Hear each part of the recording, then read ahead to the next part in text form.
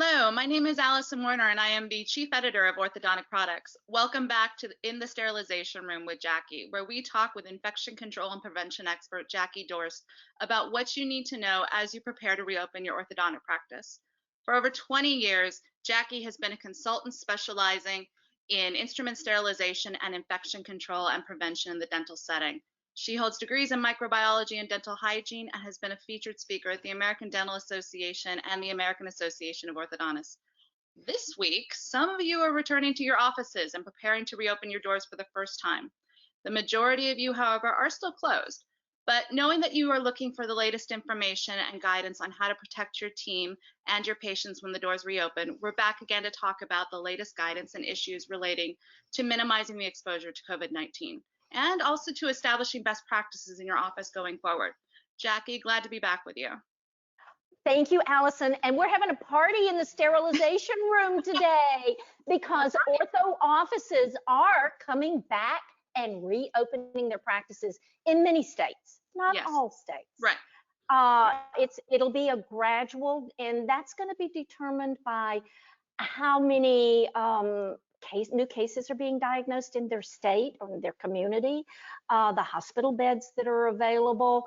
So it's going to be determined if your state allows medical and dental practices to reopen from the dental board and from the health department. And we need to begin slowly, make certain that all infection prevention measures and precautions are taken.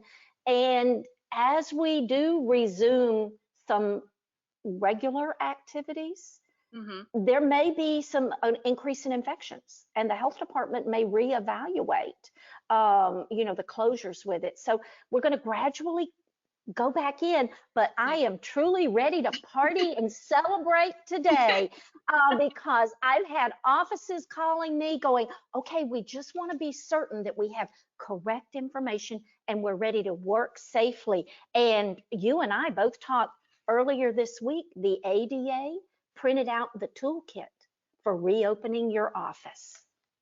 Right, exactly. So let's get started and talk about that toolkit. What should practices be doing to welcome patients? The toolkit kind of talked a little bit about that. Yes, the toolkit even provided a letter to send to your patients. So I think we need to put the announcements on the social media and let patients know that, yes, we are reopening, and also let patients know that it won't be a wide open of the doors and we're going to be back to the previous schedule before closure, because it is going to be a slow start as everybody gets accustomed to the additional precautions that are taken. So I think looking at how you make that announcement and putting it out in social media with reassurances to your patients, and always that happy, that welcome, gee, we've missed you. I know Dulesky and Wolford, one of my ortho clients, they've been putting together Facebook pages that have one of their team members' photos at their home with a sign printed up in front of them. And it was basically the message of, we miss you and we're looking forward to having you back.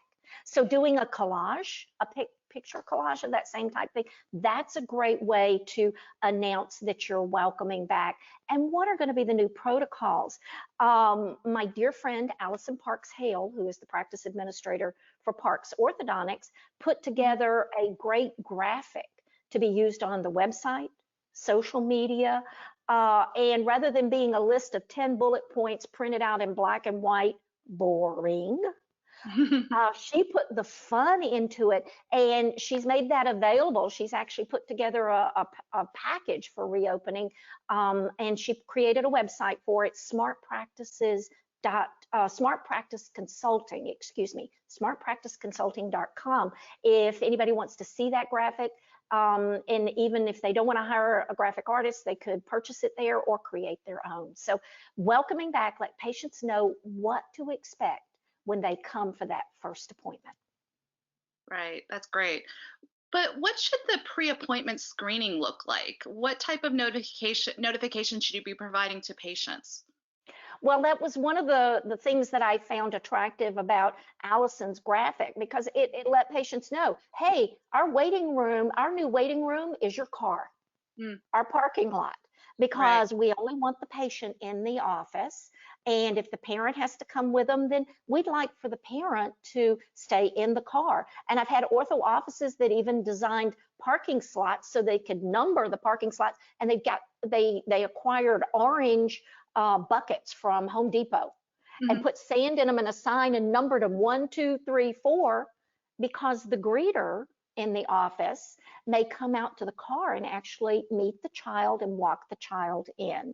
Okay. So that's going to be, let the patient, all of the families and the parents know, hey, we're not going to have a full reception room now with the coffee bar open and the games out.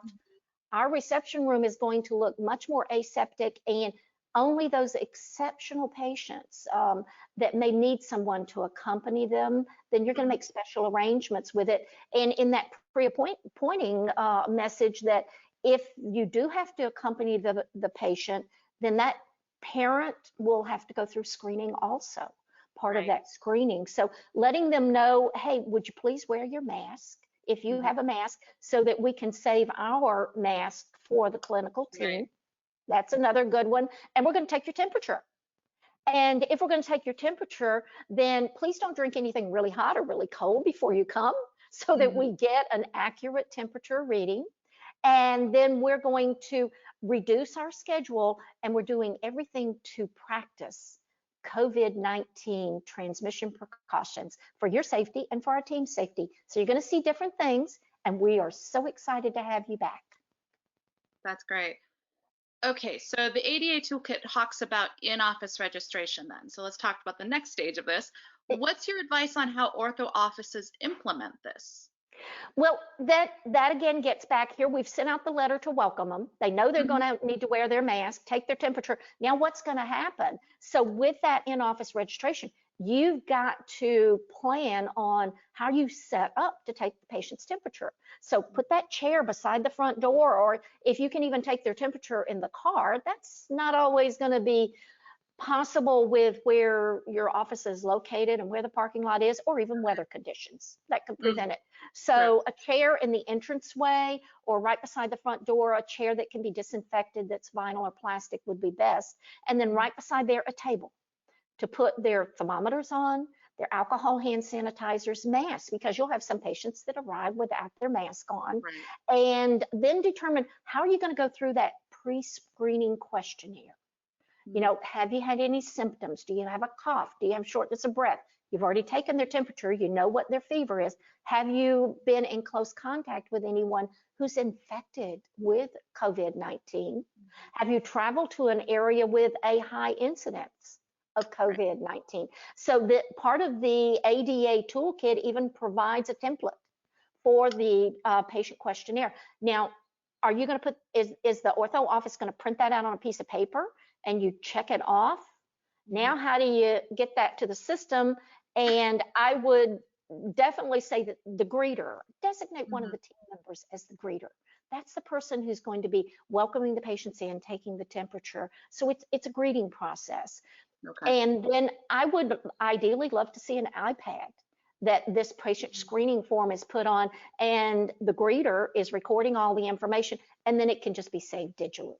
We want Okay. all of the documentation to go digital as much as possible, even permission slips, any acknowledgement, all of that that can be recorded digitally is Okay. going to be more aseptic to reduce that risk of transmission. And then once the patient has been welcomed into the office and they're screened, they don't have a Mhm. temperature above 100.4, then Mhm. that greeter is going to walk them back and might even do the pre-procedural mouth rinses that we've talked about in previous meetings. So Right. that's part of what they mean by that that in-office registration in the toolkit. Okay. You talked a little bit about how they should prepare their reception room. Do you have any additional advice based on what the toolkit is saying about what that reception area should look like? Yes, Mary Beth Kirkpatrick, when she did her AAO webinar, had some great photos of Dr. Richard Boyd's office about how he taken out all of the chairs in there Wow. and then put in just enough chairs that they could each be located 6 feet from each other and turned in different directions. Mm, Again, so you don't have patients face to face that might chew, cough on each other. So we want all of those chairs, single chairs, and to have them at least 6 feet away. Again, all of the amenities have been taken away, mm, unfortunately, right. because that's the risk of cross-contamination with it. And that reception room, the person that sits behind and may have to take any documentation or from the patient, or if whatever is required, can you put a screen up some sort of plexiglass screen? Right. We've all seen those in our banks and Mhm. grocery stores when we've gone there. So having that plexiglass screen would be an extra shield, and they're available from office supplies. You can buy them online. I know even Staples had those available. So Mhm. putting that screen up, and the greeter, where we're going to get to talking a little bit more about PPE for the clinical team, but the Right. greeter should be wearing maybe just a level 1 face mask and have Oh, gloves available. They don't need the full isolation gown and the shield and all. We want to preserve um, our aerosol type PPE for the clinical team with it. And the same thing available at the front desk. The front desk, they can sit there and work with a level 1 mask on. mhm. If they have a clinic jacket, that would look professional, but they don't necessarily need that. They might want to have a package of gloves next to them in case the patient comes in and says, here, just put the bill on my credit card. Wow. They Mhm. may want to pick up those gloves with a credit card and maybe even wipe it down with disinfectant before they do whatever they need to Yeah, do with it. yeah. So using good professional, I call it public hygiene judgment. And Mhm. again, we prefer to keep the patients 6 feet apart. So I'm seeing some offices that are coming up with creative floor decals Mm, that they can put on the floor. And right. let's put the smile back in the patient's face. Let's welcome back in. We're celebrating in the sterilization room today with a little sparkle and glitter. Let's put some balloons up at the front desk. That's clean. Mhm. And it can be a happy place. Welcome back. We've missed you. So Right. that's what the reception room area reconfiguration needs to be changed. We've closed the toothbrush area, the oral Mm, hygiene. So you also in your messaging, they need to be telling patients, do your oral hygiene at home before you come ah, in. We need you to brush and floss and get really clean because our toothbrush station is closed to prevent cross contamination. okay. All right. Um, the toolkit also provides a chairside checklist. Now let's move into the clinic. Yes, What yes. does that mean for the ortho office? Well, chairside, it first of all, the clinical team needs to identify what are the procedures that are aerosol generating Mhm. Right. and schedule those aerosol generating procedures in a chair that is as isolated as possible with our open bay design from the rest of the chairs. Mhm. And I'm even looking at, because there's such a concern about air filtration and air purification units, Mhm. my thoughts were if that chair could be located in the office where the air intake is for the air conditioning system, then those aerosols are more quickly going to be pulled up through the entire air intake. And hopefully the offices have had their HVAC system checked out. They know how many air exchanges they have per hour. 6 Right. would be ideal, and they've changed their filter to a HEPA filter. So, and can some sort of barrier be put between that aerosol procedure chair and the rest of the chair, again, to reduce? And maybe you have 2 chairs that you set up that are aerosol generating, because we're going to have a lot of brackets that are going to have to be replaced that have come off as we've started seeing patients. We're going to have to reposition a lot of brackets, but Mhm. designating that aerosol generating procedures, identifying them, know what PPE needs to be used for it, and which chairs are we going to use. Now, the non-aerosol procedures, then we can put those in other chairs. I saw one state that even talked about the scheduling to reduce potential contamination to the Mhm. staff and to patients, because we have to remember the SARS-CoV-2 virus is an air transmission. And Right. that's where we're trying to provide the protection with it. And this state said, because wearing the additional PPE and the Mhm. anxiety from patients and the extra filtration that we're using, don't schedule a full patient schedule. Maybe look at 25%. And that was specifically Oh, I saw listed that. with this state, Yeah. that 25% of your normal schedule would be a good starting point. So I'm Right. really encouraging ortho offices, please don't jump back in with that full schedule wanting to sit patients in every chair. Yeah. It's not a safe measure. It's much better to schedule every other chair, or how can you distance them, or how can you find a private room? And we've talked a little bit more about that in Mhm. detail in our previous sterilization room chats. Yeah. So, your readers could go back and look at that information. But again, the ADA guidance provides that chairside checklist. You want to have enough PPE for the patients that you're going to see that are going to get you through the next 2 weeks. Mhm. Remember that all supplies are going to be delivered much more slow than they have prior to closure. Right. So even getting disinfectant wipes and alcohol hand sanitizers, and Yeah. offices are looking at no touch dispensers now. All of that's going to be slow arrival in your Mhm. office. I can't believe how long it's taken me to get Amazon orders Right. now. Used to Yeah. I could get them, the next day. Now Yeah. they send me a message and it'll be 2 weeks. Yeah. So we need to anticipate that, plan on it, make sure that you have the supplies. In previous messages, we've already talked about, do you have spore test for your sterilizers? Do you have water test for your air water syringe?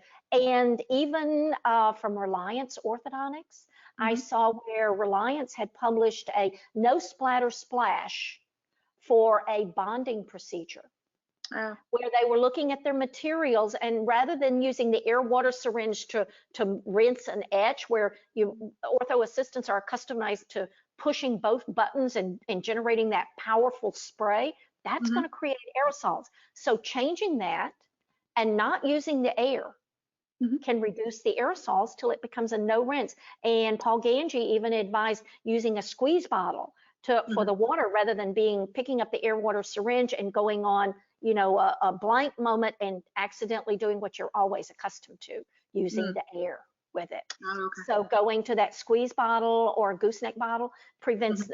that aerosol contamination. So identify the aerosol procedures, know which PPE.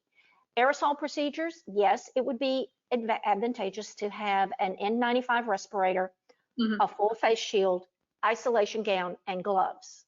Right. However, if we don't have that available, then a surgical mask with a full face shield and isolation gown are going to provide adequate protection.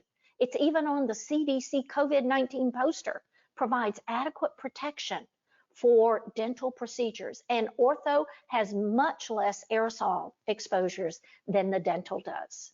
Okay. So if Right. we look at reducing the aerosol procedures, I think we're going to have complete protection, Mhm. adequate, safe protection for the orthodontic team using a surgical mask, level 2 or level 3, Mhm. and a full face shield with it. And I've even seen an interesting viral video on Facebook this week about how to adapt these masks by turning them and making it more conforming. You Right. can easily do that with a mask that has one of the metal strips at the bottom. Now Oh, okay. watch as I don this. It's Mhm. going to fit closely around my nose. I pinched in to reduce the air leakage there. When I pull it under, normally there's a gap here, but with that Right. metal strip at the bottom, look how I can snug it down, Oh, okay. and greatly reduces the air. That added benefit of protection, to have that metal strip at the bottom of the mask and Mhm. use it. Know how to properly don and doff your mask, and then add, excuse me, your full face shield over it. And I'm ready to treat my next orthodontic patient. So practice, practice, practice. We need to practice so that we're comfortable and confident. The two Mhm. C's, comfortable and confident with our PPE as we begin to see orthodontic patients. Mhm. And I talked with Dr. Mark Olson in Montana yesterday, and he said, Jackie, we've set aside Thursday to do training. Can you share some of your hand hygiene materials with me? And I said, happy to. And he Yeah. was so complimentary about all of the free resources that have been available from myself and Mary Beth Kirkpatrick and Andrew Cook and the AAO. I'm on Right. the AAO COVID-19 task force, and the resources that they're coming up with, all of the webinars, wow, lots of information to help the teams safely get back to caring for their patients. So that's part of that checklist that Hmm. chairside checklist. Do you have PPE? Identifying your aerosol procedures. How can you segregate those where those procedures are provided so that you reduce the aerosols? And I know Dr. Mike Durbin, who is heading up the AAO COVID-19 task force, he even came up with the idea of scheduling an aerosol day. Ah. And so in the schedule, that's when it would be similar to a DBON day. Mm. Orthodontic offices are familiar. It's a party day in the office. Well, it would be an extra PPE day when you're doing your aerosol procedures, and then you would have a non-aerosol procedures day. Right. So you could do that with scheduling or schedule aerosol procedures at the end of the day, therefore Mm. reducing the aerosols that are in the air. So Well, lots of good information on the checklist. Any of your listeners who have questions about it, let's go ahead and get that worked out now, because we are beginning to open. It's spreading across the United States. Many more of the states are saying, yes, it's safe with precautions to go back and see your patients. yeah. Well, the ADA toolkit also includes a shopping list. What should orthodontic practices be shopping for right now? You talked a little bit about that, but is there something else they should be thinking about? Well, and that the main focus right now is the PPE shortage Right. crisis. And that's why I wanted to take the time to go over the safe donning of Mhm. a surgical mask, because they may not have N95 respirators available. Right. Yeah. And I think we focused so much attention on those N95 respirators that Hmm. we've forgotten how much protection, the same filtrations to the same small micron particle size, can be provided by a level 3 mask. And to an extent, for those non-aerosol procedures, that level 2 mask. So preserve using the level 1 mask for the front desk team. Mm-hmm. Use those, and then look at your procedures and be judicious with your mask as well as those isolation gowns. If you're doing a non-aerosol procedures, then probably you could wear a clinic jacket that is launderable, and you preserve those isolation gowns. Ideally, in a perfect world, we should change those isolation gowns for every patient. Mm. However, during this PPE crisis shortage, Right. use good professional judgment. I think that's going to be our key phrase. Yeah. Good professional judgment. Understand where the splatters and splashes are. Many attendees of my seminars in past AAO meetings have Hmm. seen me do the glow germ demonstration. I have the Lumisol powder and lotion and a black Right. light. And Yeah, we talk about where the touch and splash surfaces are. That's a great visual demonstration to reinforce, where we need to add in protection, or where we can go down the tree and use those lesser. I don't want to say lesser. That's not the right word. Saying more relaxed. Let's say PPE with it. So lots of good information on the shopping checklist. Obviously, we've got to have alcohol hand sanitizer, but even if you run out of alcohol hand sanitizer, you can still ask the patients to wash their hands with soap and water, maybe in the patient bathroom. That would Hmm. be something that the greeter would have done. Okay. So good information there. Final item in our the ADA guidance was an appendix, and that appendix is loaded with documents that you can put on your own office stationery with your logo, such as that patient screening and all of the questions. That's already in a template for you with the yes, no, and what to do afterwards. And then there's the employee log, and that's part of the safe safe for employee. What that's included in the information, and it talks a little bit about pregnant employees. Oh. And the statement right now is that there's not enough data to know if the coronavirus affects pregnancy. Right now, it doesn't appear that way. But Right. again, as more data, more tests, more information come in, we'll be able to determine. So if you do, and the ADA guidance says if you do have a pregnant employee, then it would probably be wise to reassign them to a non-aerosol task.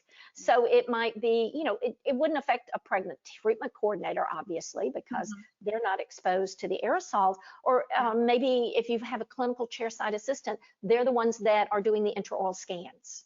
And you can set up those intraoral scans in a closed room, maybe an extra TC room that you have available at that time. So just again, using logic and good professional judgment about safety. The appendix actually include a log sheet for recording employees' temperatures and doing that same wellness screening.